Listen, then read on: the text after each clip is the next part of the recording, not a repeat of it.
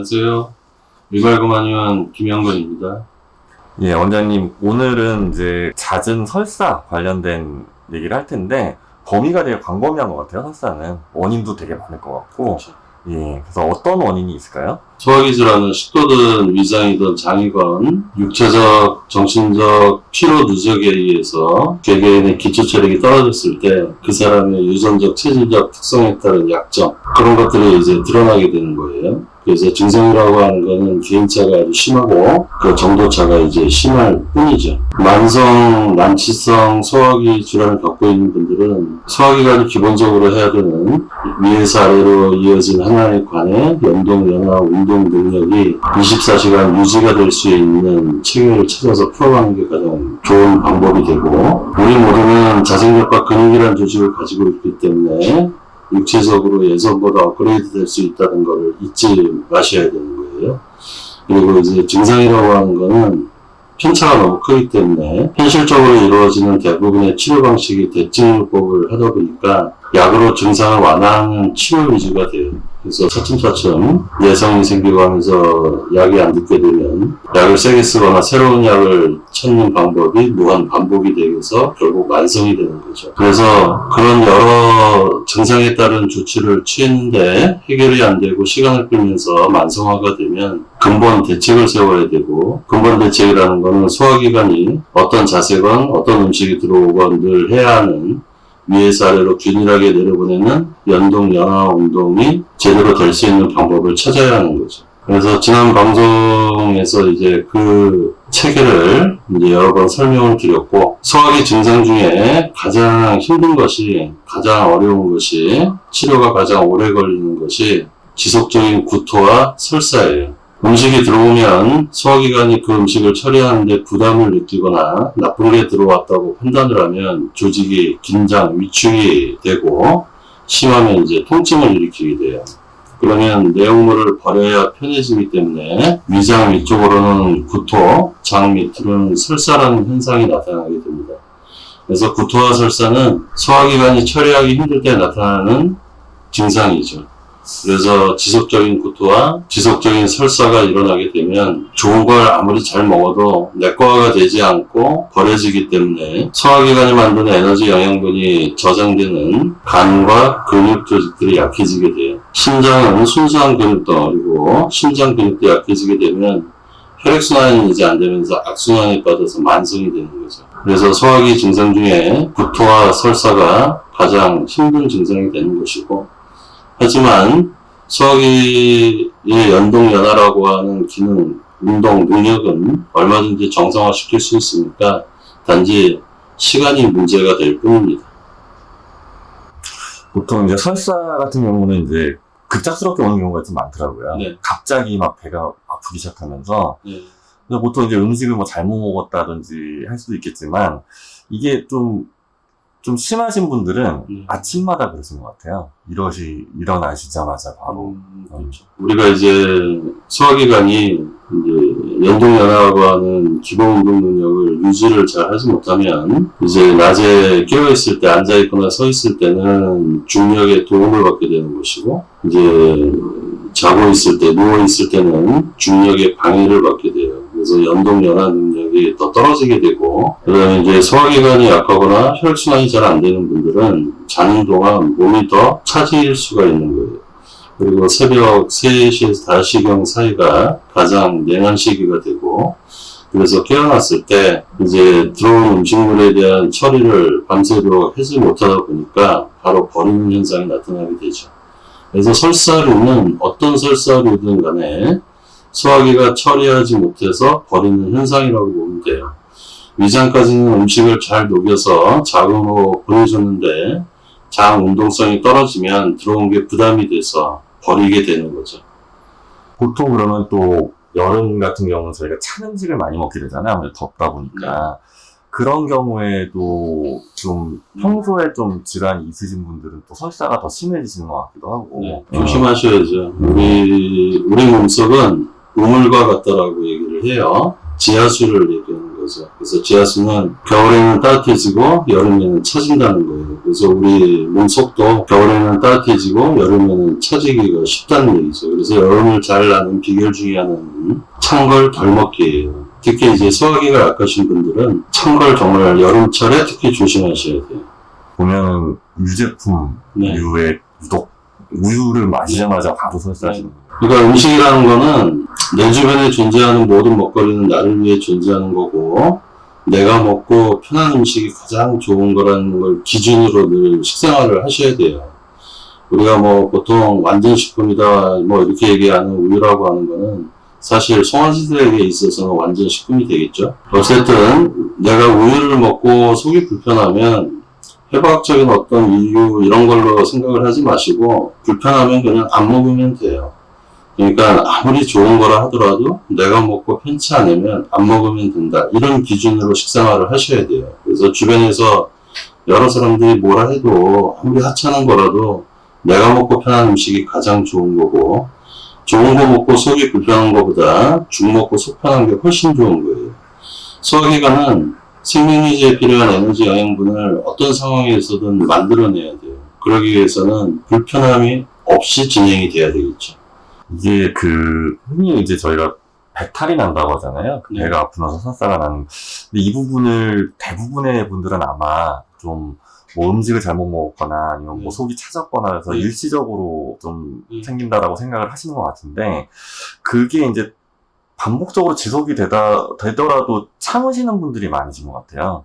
의뢰에 이제 자기는 장이 약하다라고 생각하고. 그러니까 대부분의 사람들은 나는 늘 그래, 원래 그래라는 틀을 갖고 있죠. 이렇게 해도 저렇게 해도 늘 반복적인 생활이 이루어지다 보면은 체념에 빠지게 되고 늘 그렇다라는 게 이제 알게 모르게 생겨나요. 근데 우리 육체는 늘 강조하듯이 내 안의 모든 문제를 스스로 해결할 수 있는 자생력이 있고 죽을 때까지 발달시킬 수 있는 근육이라는 조직을 가진 존재이기 때문에 남녀노소 나이와 아무 상관없이 육체의 능력은 얼마든지 정상화시킬 수가 있거든요. 그걸 잊지 마셔야 되고, 나는 늘 그래 원래 그래라는 틀을 스스로 인정을 하고 갖고 계시면 안 되는 거예요. 우리 몸속은 처지면 안 돼요. 처지면 안 되는데 기본적으로 혈액순환이 잘 안 되는 분들은 속이 냉해지기가 쉽죠. 그런 분들이 평소에 이제 찬 걸 즐기다 보면은 점점 더 냉해지게 돼서 이제 만성 소화기 질환에 걸릴 확률이 아주 높죠. 그래서 찬 거를 먹더라도 급하게 먹지 말고 필요할 때 그냥 적당히 먹고 마시는 게, 그런 생활에 좀 익숙해지셔야 되고, 무리 가지 않는 범위 내에서 꾸준한 운동을 하는 게 몸에 배셔야 돼요. 음식은 뭘 먹건 내가 먹고 편한 게 좋은 거고, 과하지만 않으면 돼요. 그래서 우리가 식중독을 제외하고 과식만 하지 않으면 소화기관은 탈날 이유가 없어요. 그런 생활에 익숙해지도록 연습을 자꾸 하셔야 됩니다. 그냥 일견 느끼기로는 변비는 완전 설사랑 반대인 것 같거든요. 이 관련이 있을까요?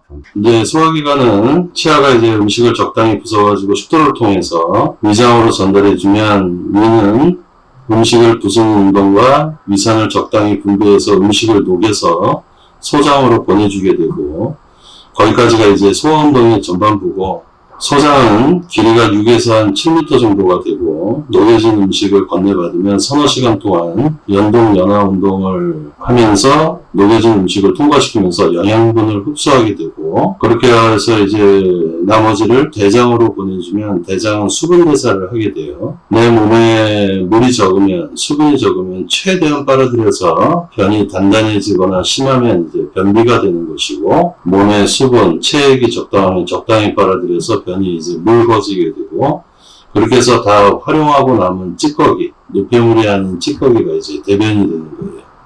그래서 일반적으로 변이 단단하다, 염소똥 같다, 동글동글하게 나온다 이런 분들은 체내 수분, 체액이 부족한 걸 의미하는 거죠. 그래서 대장에서 이제 수분을 최대한 빨아들이기 때문에 이제 변비의 경향이 나타나는 거예요. 그래서 이제 평소에 소화기관의 연동연화가 균일하게 일어나서 에너지 영양분을 잘 만들고 체내 수분이 적당하면 변비가 해결이 될 수가 있죠. 그리고 또 하나는 체내 수분 체액이 충분하더라도 장 운동성이 떨어지면 변이 단단하지 않아도 잘 안 나오게 되고, 배출이 잘 안 돼서 잔변감이 심해지고 가늘고 무름변을 보게 되고 이렇게 되기도 해요. 그런 것도 일종의 변비의 일종이 되죠. 그리고 이제 설사는 결국 소화기 장에서 처리하기 힘드니까 버려지는 현상이 돼요. 그래서 변비나 설사는 결국 소화기관의 기본 운동이 잘 안 돼서 나타나는 증상 중에 하나일 뿐이죠. 둘 다 어쨌거나 하여튼 근본적으로는 이 소화기관이 운동을 잘 못하는 부분이 좀 근본적으로 있겠네요. 그 만성화가 될 가능성은 사실 변비는 크지 않을 것 같긴 한데 그럴까요? 변비도 만성화가 될까요? 소화기관의 기본 운동이 이제 활발하지 못하면 어떤 증상이든 다 만성이 돼요. 그래서 이제 변비약, 말 그대로 이제 뚫어주는 약이다. 이런 약을 이제 써서 급할 때는 이제 활용을 하게 되는데, 약으로 해결을 하고 통제 제어하는 치료를 계속 하다 보면 결국 소화기관의 운동성을 키울 수가 없게 돼요. 그러면 이제 더 악화가 되는 거고, 악순환에 빠져서 점점 더 심해지게 되죠. 식도든 위장이든 장이건 증상이 나타나는 것은 개개인의 특성에 따라 살아온 환경, 즐겨 먹어온 음식에 따라 드러나고 강조되는 것만 달라지는 거예요. 그래서 이제 어떤 증상이 나타나고 조치를 취했는데 해결이 안 되면 근본 대책을 세워서 내 소화기관의 기능 능력을 정상화시킬 수 있는 방법을 찾아야죠. 그게 근본 해결책이 되는 거예요. 육체에 한번 키운 능력은 쉽게 무너지지 않아요. 그렇게 보면은 사실 이제 전체적으로 예를 들어 증상이 어떤 게 나오는지에 따라서 뭐 이렇게 외면적으로 뭐 몸이 어디가 아픈 건 좀 다르긴 한데 원인은 비슷하네요. 보통 이 소화기관의 그럴 수밖에 없어요. 동물이건 사람이건 생명체들의 소화기 시스템은 똑같아요. 그 형태나 모양이 다 다를 뿐이죠. 그러니까 기본적으로 제가 누차 강조하는 소화기관이 아무리 튼튼하고 좋아도 소화기관이 기본적으로 해야 되는 운동 여건이 채워지지 않으면 소화운동이 잘 안 된단 말이에요. 그게 바로 기본적으로 심장하고 간이 튼튼하게 도와주는 그 체계가 유지가 돼야 돼요.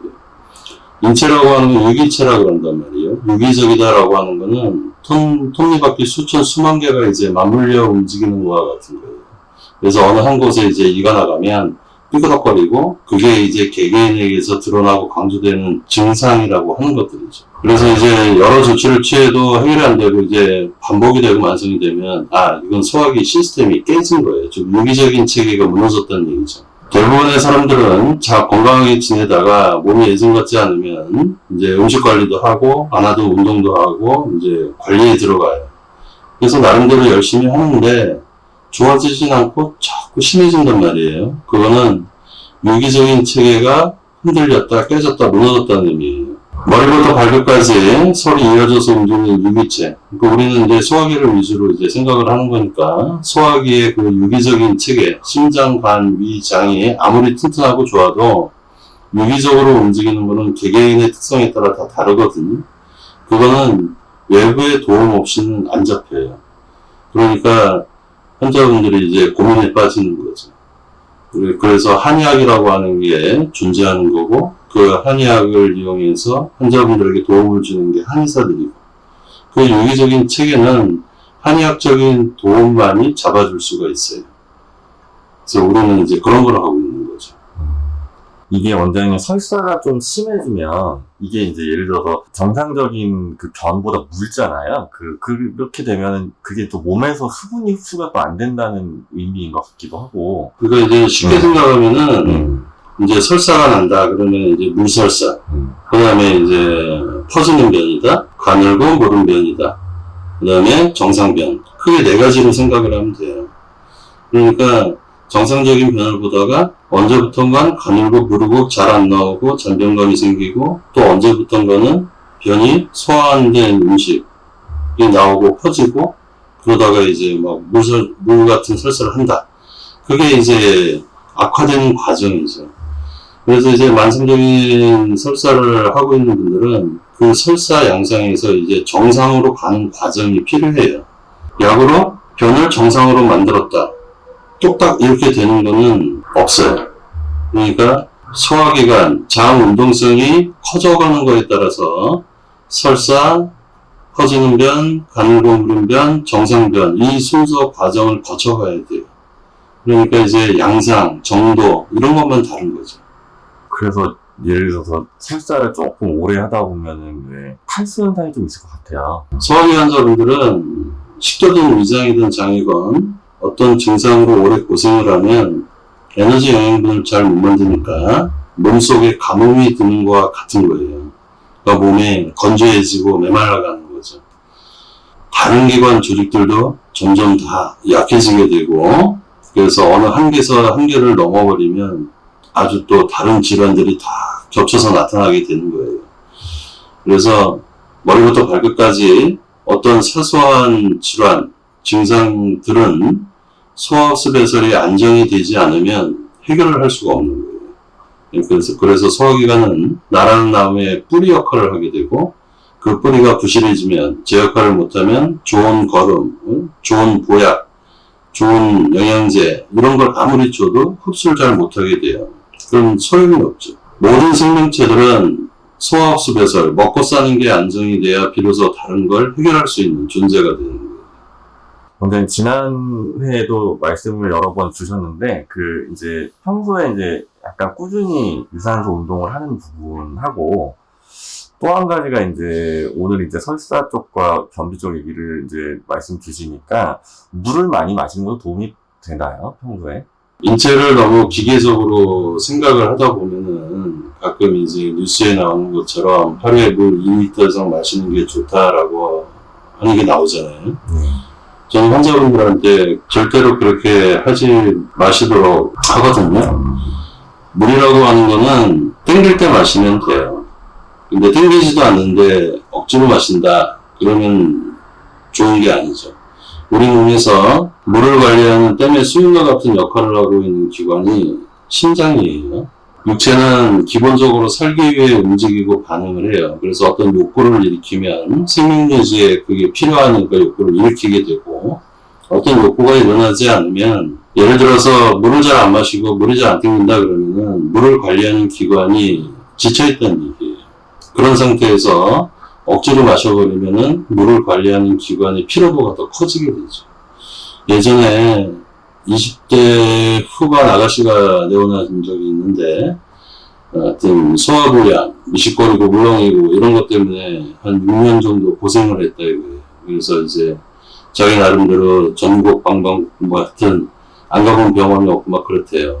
그래서 이제 얘기를 나누다가 물에 대한 얘기를 하게 된 적이 있어요. 그래서 처음 증상이 나타나는 그 시점에 이제 하루에 물을 2리터 이상 마시는 게 몸에 좋다 그래서 본인이 몸이 약한 이유가 내가 물을 평소에 잘 안 마시는 게 원인인가 보다 해서 그때부터 매일 2리터 이상을 억지로 마셨대요.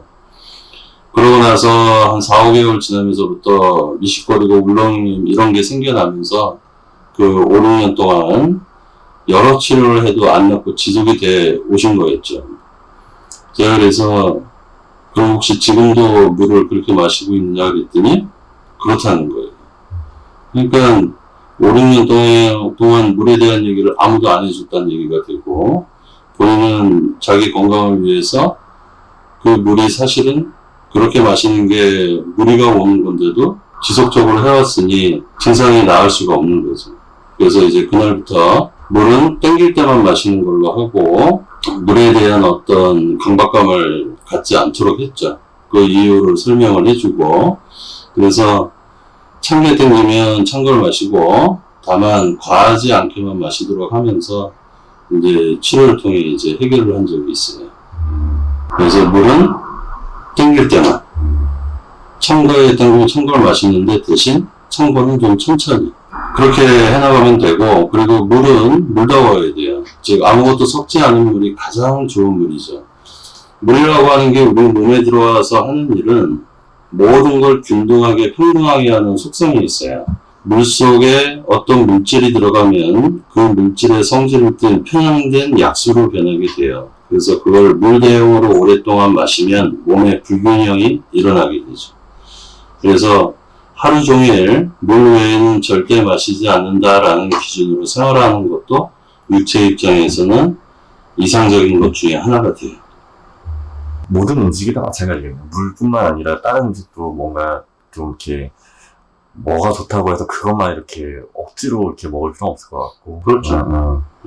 그래서 먹고 마시는 거는 얼마나 적당하냐가 가장 중요해요. 모든 사람들이 잘 알고 있는데, 아는데도 잘 안 하게 되죠.